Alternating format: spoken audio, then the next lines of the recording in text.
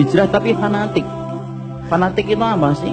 Fanatik itu mengkultuskan kelompoknya dan golongannya. Kalau bukan kelompoknya dan golongannya itu pasti salah. Fanatik dia, akhirnya dipegang itu. Pokoknya kalau ngaji, kalau bukan ustadz saya tidak mau saya. Kalau kemudian bukan golongan saya tidak mau. Kenapa? Oh, pasti semuanya salah. Itu fanatik. Memaksumkan orang dan memaksumkan kelompok. Ingat ikhwan, Rasulullah itu sudah meninggal 1439 tahun yang lalu, kurang lebihnya. Tetapi Masya Allah kita harus paham ya, kemaksuman itu hanya yang memiliki satu, yaitu adalah Rasulullah.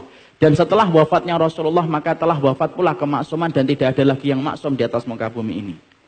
Di antara penyebab hal yang kemudian menjadikan hijrah itu ternoda adalah orang yang hijrah tetapi membangun fanatik kelompoknya. Dan akhirnya ketika dia membangun fanatik kelompoknya, dia selalu pakai kacamata hitam melihat orang lain yang bukan dari kelompoknya, tetapi selalu memakai kacamata yang bening ketika melihat kepada kelompok dan golongannya.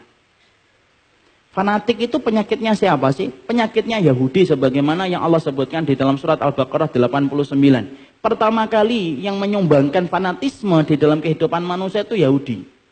Antum tahu nggak kenapa Yahudi itu menolak untuk beriman kepada Rasul? Padahal kitabnya sama-sama kitab yang diturunkan oleh Allah. Nabinya juga sama dengan nabi yang diutus dari Allah. Tapi kenapa mereka susah beriman kepada Rasulullah? Fanatisme mereka. Makanya ketika mereka itu sebenarnya sudah membaca nggak adanya nabi yang terakhir kalinya. Mereka sudah baca itu.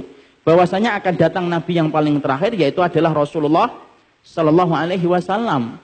Namanya Muhammad ataupun namanya Ahmad. Sampai detail fisiknya pun mereka sudah tahu. Makanya sampai kemudian kita dapatikan ada pendeta Buhairah itu langsung tahu ini akan jadi nabi nih. Pulang jangan ke Syam ini. Nanti kemudian jadi Maldarat ini. Sekali lihat itu langsung tahu ikhwan. Kenapa? Allah sudah menyampaikan alladzina atainahumul kitaba ya'rifunahu kama ya'rifuna abna'ahum. Orang yang diberikan Alkitab dari orang Yahudi dan Nasara itu, mereka itu mengetahui tentang Nabi Muhammad sebagaimana mereka mengetahui tentang dirinya sendiri. Sebagaimana mereka mengenal anak-anak mereka sendiri. Tapi kenapa kemudian mereka mengingkari Rasulullah ketika betul-betul datang dan membawa kemudian risalah dari Allah Subhanahu wa taala? Satu, fanatik ketika mereka kecewa bahwasanya Muhammad bukan datang dari kelompok mereka. Kemudian apa? Kafaru bihi. Mereka mengkufuri Rasulullah. Bukan karena tidak beriman kepada apa yang disampaikan Nabi. Karena kecewa. Karena ternyata Nabi dan Rasulnya bukan datang dari kalangan Bani Israel. Tapi datangnya dari bangsa penggembala kambing. Dari orang musyrikun. Dan itulah yang menjadikan akhirnya penyakit fanatisme buta. Kata Syekh Utsaimin itu lahirnya dari orang Yahudi. Kenapa sekarang kemudian akhirnya melebar kepada kaum muslimin? Loh, su'ul khuluqi yu'di. Penyakit buruk itu nular. Makanya kalau ada kan di antara antum ngantuk satu, biasanya yang lain ikut ngantuk. Itu nular dia biasanya. Sama kemudian dengan kita, penyakit fanatik itu nular akhirnya.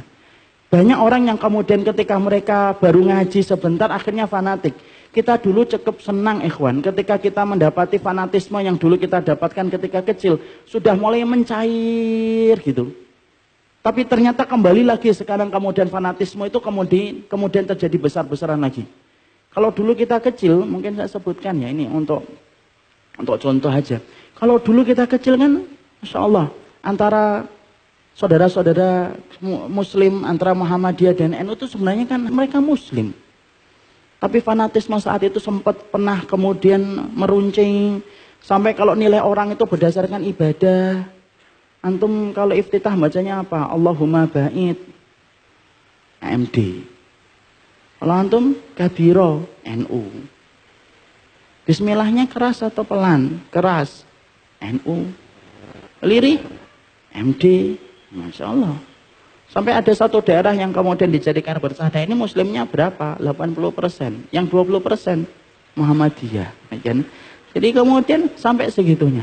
Tapi akhirnya dengan perkembangan dakwah, kebesaran hati para da'i, dari para kiai dan para ustadz, kemudian sudah mulai mencair.